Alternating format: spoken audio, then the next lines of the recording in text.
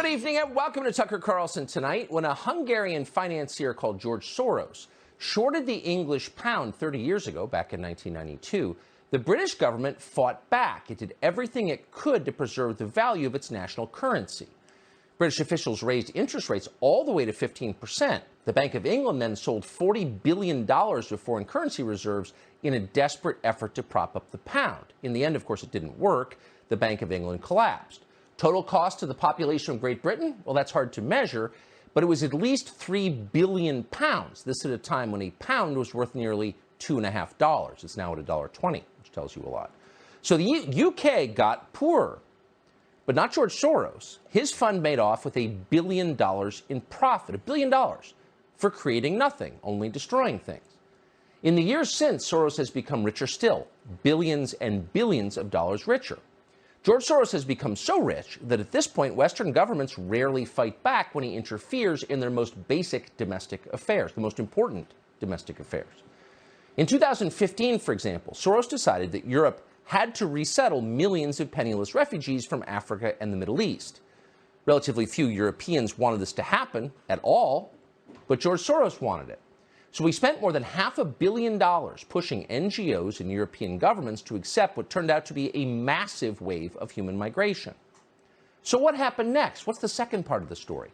Well, there was a humanitarian crisis. That crisis is still going on. Life in Europe got much worse. Have you been to Paris lately? You should visit. Violent crime particularly skyrocketed. And yet, European politicians, many of them funded by Soros, refused to acknowledge it. Look away, they said. This isn't happening. You're crazy or a criminal for noticing. So for the past several years, something not so different has been happening in our country. George Soros has decided to destroy the American justice system, and he's doing it with prosecutors. By this point, fully 1 in 5 Americans, that's more than 70 million people, now live in a jurisdiction overseen by a Soros-backed prosecutor.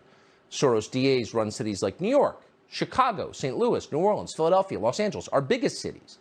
They also run places like Travis County, Texas, and Hinds County, Mississippi, and Loudoun County, Virginia, Chatham County, Georgia.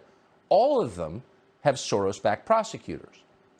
Soros' influence comes in the form of campaign financing. The money comes from Soros' open society foundations and affiliated political action committees and shell companies.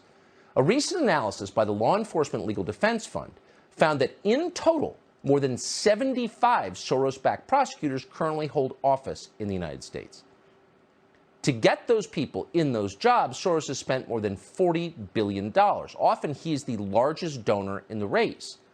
In the race in Philadelphia, for example, 90% of now DA Larry Krasner's financing came from George Soros.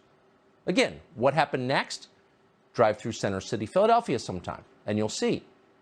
Soros prosecutors refuse to enforce the law against protected groups. That is their signature quality. That's the heart of their ideology. The result of this has been a lot of posturing, but even more victims. A lot of people have. Last year, Philadelphia recorded its highest total in history. Overall, nationally, according to the FBI, in the United States jumped 30% in 2020. That is the largest single-year increase in American history.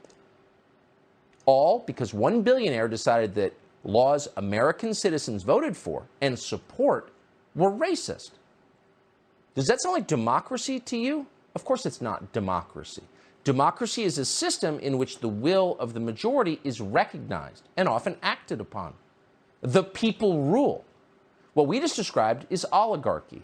At best, it's grotesque to a lot of people.